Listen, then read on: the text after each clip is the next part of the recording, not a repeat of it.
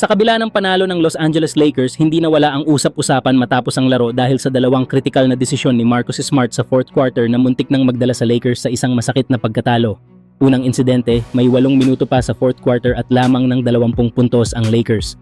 Sa isang fast break opportunity, imbes na tapusin ang open layup, pinili ni Smart ang isang over-the-head no-look pass na nauwi sa turnover at napunta kay Grayson Allen. Mula roon, unti-unting bumalik sa laro ang Phoenix Suns at nagsimula ang kanilang momentum. Hindi pa roon nagtapos ang tensyon. May 21 segundo na lang sa regulation, lamang ng 2 puntos ang Lakers at may 17 segundo pa sa shot clock. Sa halip na patayin ang oras o maghanap ng mas siguradong opensa, pinilit ni Smart ang isang drive papasok na nauwi sa block. Sa sumunod na play, sinamantala ito ng Suns nang makatira si Dillon Brooks ng go-ahead 3, dahilan para biglang mailagay sa alanganin ang Lakers sa huling sandali ng laro. Buti na lamang at nanatiling composed ang Los Angeles. Sa mga crucial free throws ni LeBron James, muling nabawi ng Lakers ang kalamangan at tuluyang naisara ang laban para masiguro ang panalo. Matapos ang laro, inako ni Marcus Smart ang buong responsibilidad sa mga pangyayaring muntik nang magbago sa resulta ng laban.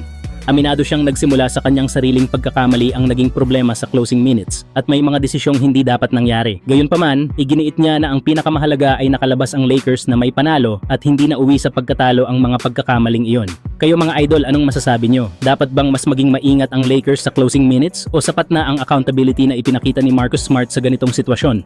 Samantala, muling ipinakita ni Jared Vanderbilt kung bakit mahalaga ang kanyang papel sa Los Angeles Lakers matapos siyang muling isama sa rotation ngayong gabi. Sa loob lamang ng 15 minuto, nagtala siya ng 7 puntos, 7 rebounds at 3 steals at nagtapos na may +7 sa plus-minus, malinaw na patunay na may agarang epekto siya sa laro kahit hindi siya sentro ng opensa. Malaki ang naging ambag ni Vanderbilt sa laban kontra Phoenix Suns, lalo na sa aspeto ng depensa at hustle.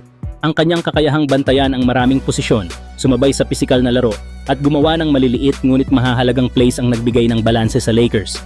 Sa tuwing nasa loob siya ng court, ramdam ang mas solidong depensa ng Los Angeles at mas hirap ang Suns na makahanap ng komportableng tira.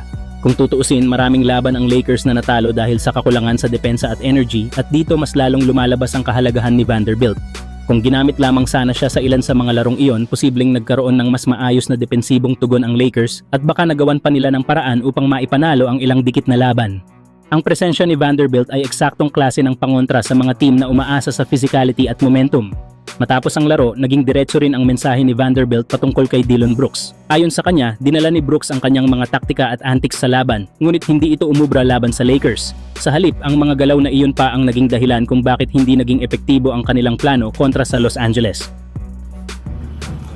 I mean, shit. I don't know. I mean, he brought his antics. I mean, tonight it cost him, so. Yeah, so. Sa kabuuan, ipinakita ng Lakers na hindi lang sa scoring umiikot ang panalo, kundi sa mga role players na handang magbigay ng depensa, hustle, at intensity. At sa larong ito, malinaw na si Jared Vanderbilt ang isa sa mga naging susi sa tagumpay ng koponan. Kayo mga idol, anong masasabi nyo? Dapat bang tuloy-tuloy nang manatili si Vanderbilt sa rotation ng Lakers para maiwasan ang mga pagkatalong dulot ng kahinaan sa depensa? That does not mean that he's going to be able to play right away, as you see a steal there by Vanderbilt in transition. Gets the ball.